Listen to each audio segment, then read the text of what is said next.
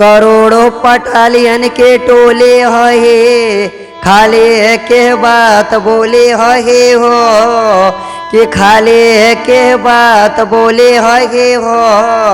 तो खंजर बना देहनी दुश्मन के छाती के, मारे हे तना गोली है हो, यारे मारे तना गोली है हो।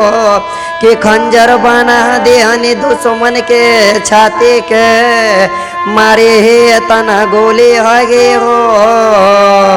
गवाह बाटे वीरवन के इतिहास में, आजादी खातिर दे अपन बर्बाद करेले, कि आजादी खातिर दे अपन बर्बाद करेले।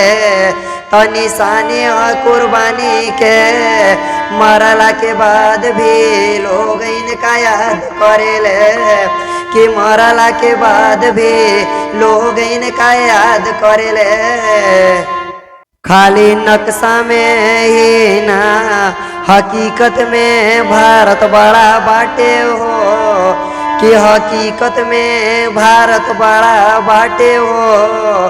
तयाव उखाड़ला देश के देशभक्त, देश के बॉर्डर पे खड़ा बाटे हो, कि देश के देशभक्त, देश के बॉर्डर पे खड़ा बाटे हो।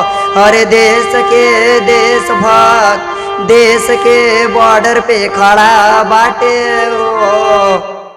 एगो हो पैदा हो गईल वीर, जवन भारत के अपन सीना में बनाए हो, कि जवन भारत के अपन सीना में बनाए हो। तकसम बाटे देश भक्ति के, भारत के ना के हो अपन अइले बा, ना के हो अपन आए हो, कि भारत के ना के हो अपन अइले बा, ना के हो अपन आए हो। चैन से जिया तानी हम मने वीरवन के भावेला, कि चैन से जिया तानी हम मने वीरवन के भावेला। आँख भर जाला है असुहन से, जब याद वीरवन के आवेला, ओ जब याद वीरवन के आवेला।